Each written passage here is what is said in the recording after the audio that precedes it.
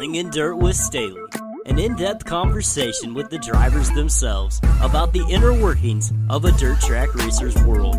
Dive deep under the helmet and inside the mind of the people who ride the high side, lift that left front wheel, and teeter on the edge of being out of control. New Slingin Dirt with Staley starts now.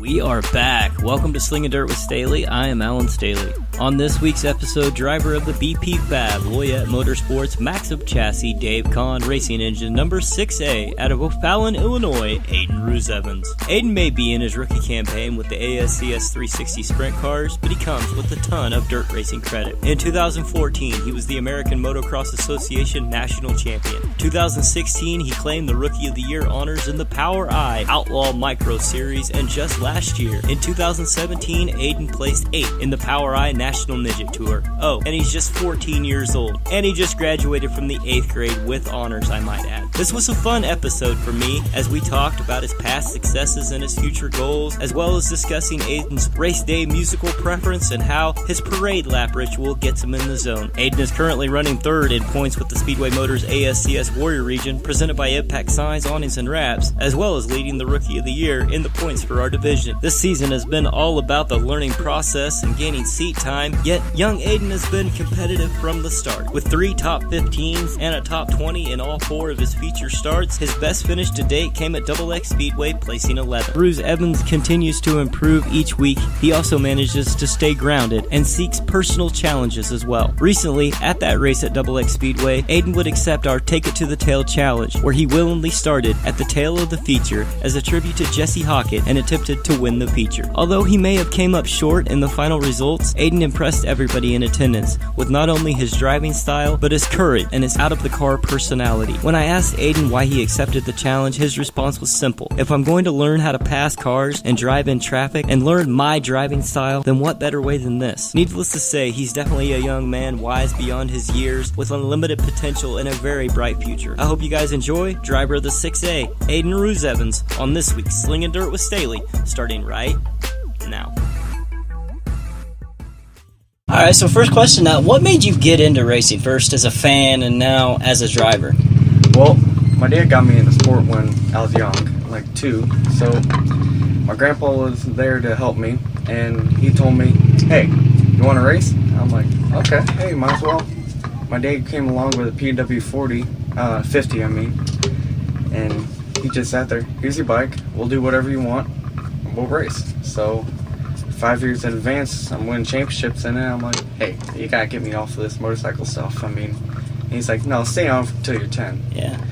And we came along, got a lot more championships, and went to cars. So you come from the motorbiking, the 2014 AMA Motorcycle National Champion. What does it mean when I say national champion? What is that? It means basically when people come from New York, California, and some from Australia, Italy, and all.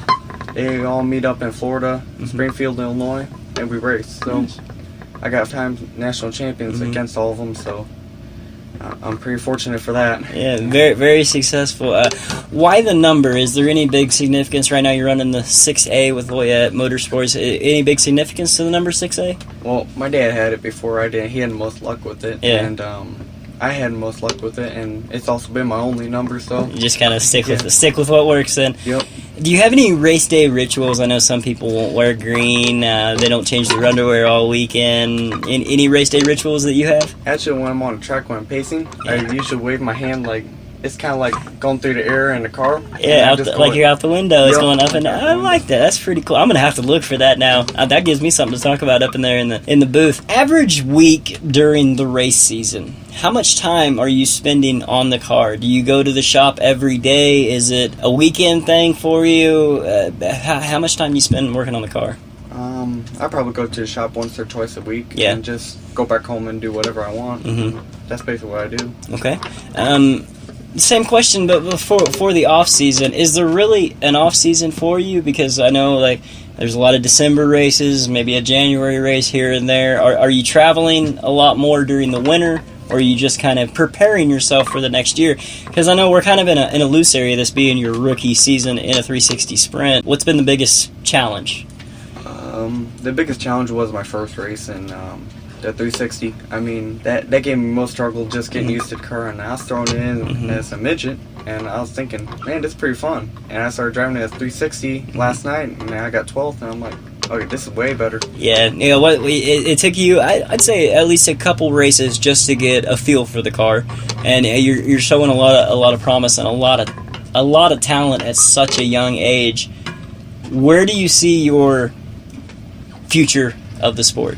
Like, how do you see yourself progressing through the sport? Wherever I can make money to support my family. Yep. I mean, I want to support my mom and dad and put them in a nice home and Nice. just make them live comfortably, and I can do whatever I want. That's really it. Who's been your biggest help along the way? Because you talk about your family a lot, and I could tell that whenever you guys are here at the track, racing is definitely a family sport for you guys.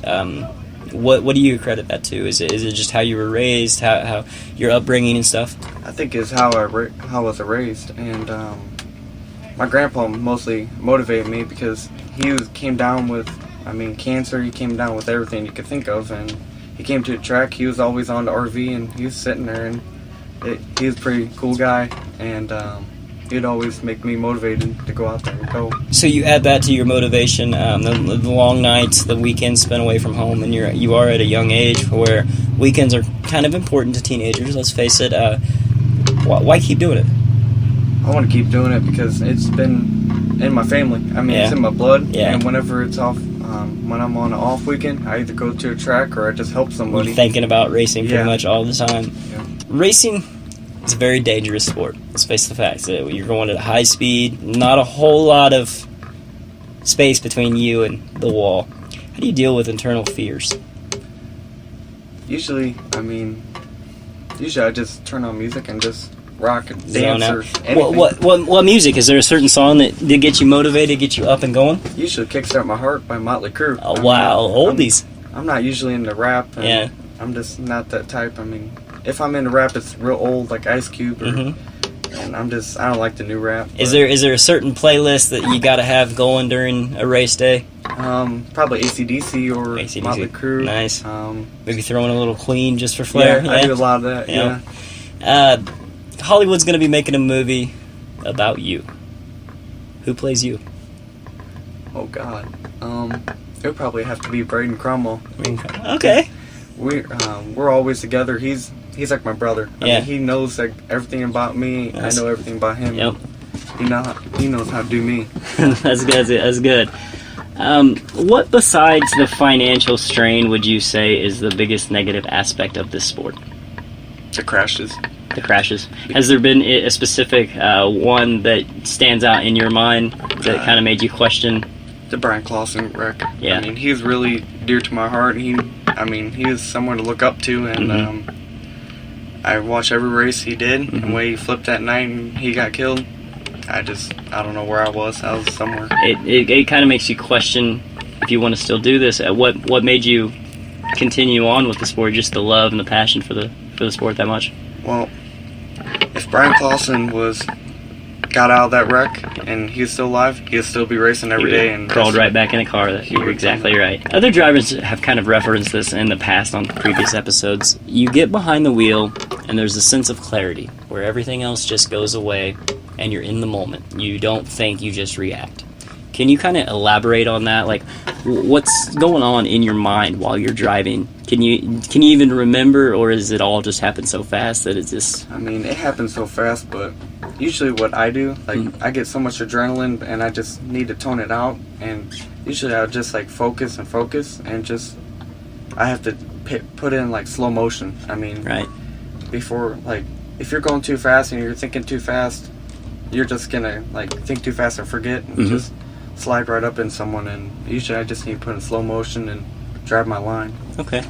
What's going on in your mind when you're sitting in the staging area? You got a push truck right behind you, you're strapped in, it's tight, everything, belts are pulled down tight, helmet on, you're ready to go. So what's going on inside the head? Well, inside the head is usually where I want to run on a track, and I want to see my family right after, and I want to be in that winner's circle. That's where I want to be. When you get onto the track, or that first lap, are you looking for your marks in the corner? Are you looking up in the fans, looking at the flag stand? Take me through your parade lap. usually I put my hand out the window and just do the little Do the car wave, ride, yeah. a little wave, and then I'll kind of cross over, look at the racetrack, and just throttle up the gas and get a little bit of heat in the engine, little bit get of ready heat. to go. All right, just a couple more questions. We're going to kind of get off the topic of racing for a little while and get to know you a little bit more. What's your favorite pre-race meal? Buffalo wings. Buffalo wings? Yep. Like Buffalo Wild Wings? Just go in there? Anything? Buffalo. All right. You're still too young to consume of the alcoholic beverage, so what's the Gatorade of choice? Or a favorite post-race beverage? Dang. Like, is it water, Gatorade? I mean, me personally, I'm a Mountain Dew and Monster Energy kind of dude. Man, I'm trying to think. Probably. Well, usually I go to Motor Park and make my own root beer with vanilla in it. So. Wow. That works. I like that. Yeah. All right. Normal race day.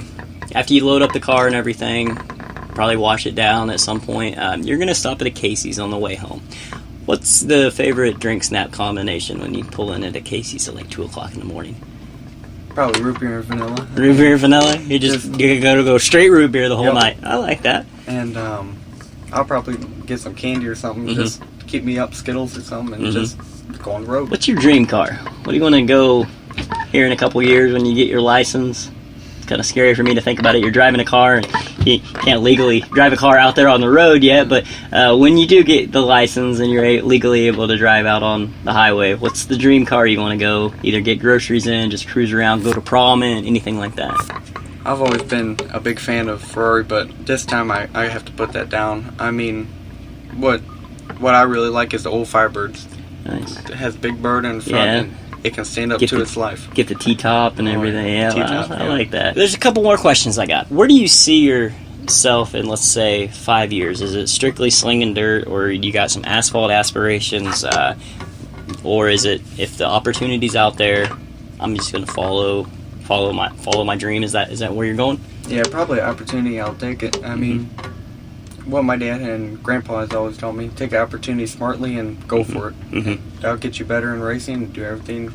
Like, they can do everything you want. Right? And that even kind of overlaps into just life in general. Because I mean, even just talking to you here, you're 14 years old. You definitely have your head on your shoulders, is screwed on right and everything. So I gotta give props to your mom and dad out there. They definitely raised an awesome young man. What's the plan for this year? We chasing Rookie of the Year? We chasing points? I'm gonna chase wherever I can get to. Yeah. I mean, I'll do Rookie Year, Championship. Just if you give me a wheelbarrow and Nike shoes, I'll race. Race a wheelbarrow and Nike shoes. I like that. All right. Anybody want to give a shout out to? Special thanks. I want to give a shout out to my grandpa, Loyet, and Christian over there. I mean, they're awesome. I mean, I can't complain. Best car on the universe. I mean, wow, it can get around that track pretty fast. Yeah, it does. Any tutelage that you wouldn't mind speaking on that Loyet's kind of passed down to you? Any things that he's kind of like, do this, don't do this, learn from me, learn from my mistakes, learn from my dominance of the sport? Because let's face it, you got Brad Loyet in your corner. You got a definitely talented driver in your corner. Has he been there? Been everything you kind of hoped he'd be? Oh yeah. Yeah. I mean, I'm more further impressed by what he's been doing. I mean, I watched videos of him. I've watched that Knoxville wreck. I've watched everything, and he's a true badass. Yeah, I mean, he really is. He really is. All right, final question. It's kind of the staple of the show here on Slingin Dirt with Staley. What is your Mount Rushmore of racing? It can be all NASCAR, all dirt, Formula One, a blend of everything. However you want to do it. Top 4 drivers in your mind. Top 4 drivers. Yep. And I have to put it for Kurt Westfield. He's a micro driver in Belleville area. Brady Bacon. Nice, I like that one. I'm trying to think. I'm not really a big Dying Shots fan. I like Dave Gravel. Dave Gravel? Yep, I'll give you that one. And then your last one. Dang. CJ Leary. CJ Leary. So good knowing. I like it. Going kind of the non-traditional route with the Mount Rushmore of racing. I really enjoy that.